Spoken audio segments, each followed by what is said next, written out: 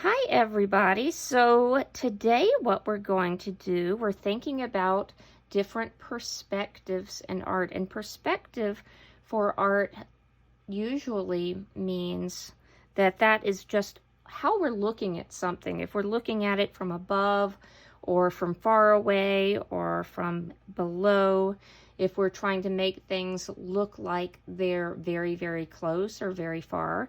And for this project, we're going to pretend like we are little tiny ants or some other type of little bug that is on the ground looking up at our snow people. I usually call this an ant's eye view. If you have ever watched the movie A Bug's Life, or maybe this one's a little bit older, but maybe you've seen Honey, I Shrunk the Kids, and everything looked really big when the bugs were tiny or when the kids had gotten shrunk down to being tiny and they were looking up. So that's what we're pretending for this one, that we are tiny, tiny little ants or bugs on the ground and we're looking up at these snow people. I'm going to put this example aside for a minute and grab my paper. So I'm going to start out really simply. I am just making some curves at all four corners. Pretty simple.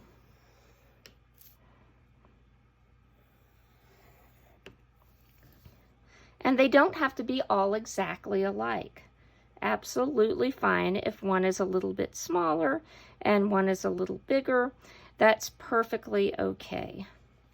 Then I'm going to put another snowball. These are my snowballs for the body. So I'm going to add snowballs for the heads. And these certainly don't have to be perfect.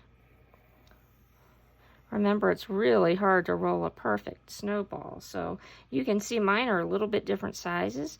That's okay. That's going to make them all look individual. So now these are the start of my snow people looking down. So you can see I tried to be creative. When I drew this one, I tried to think of some different types of hats. These are kind of similar, but I put some different patterns. This is some earmuffs on this one, and this is our regular old top hat that we see frequently on our snowmen. And so I'm gonna start out, if I'm gonna do the top hat one,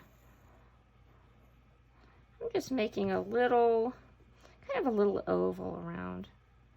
And then just a little square on top, or a little rectangle. So that's pretty easy, huh?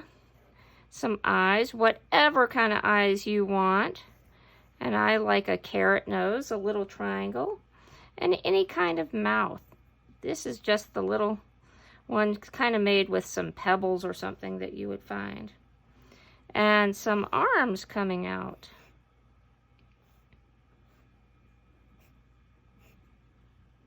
Let's put one of these stocking hat types, or some people call those a toboggan, all kinds of different names for those hats. So just a wavy line.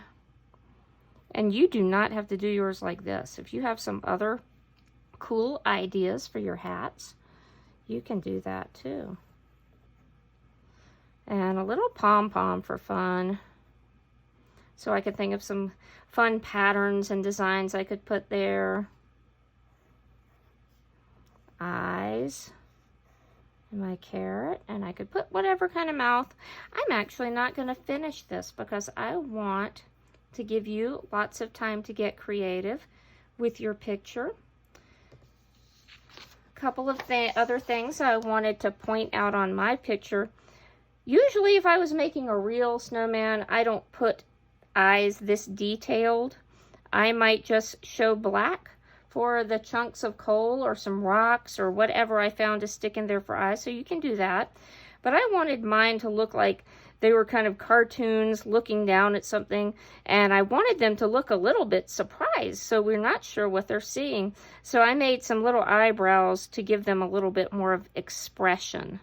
And so you can get creative and come up with your own cool designs, however you want yours to look. And let's have fun making our ant's eye snow people.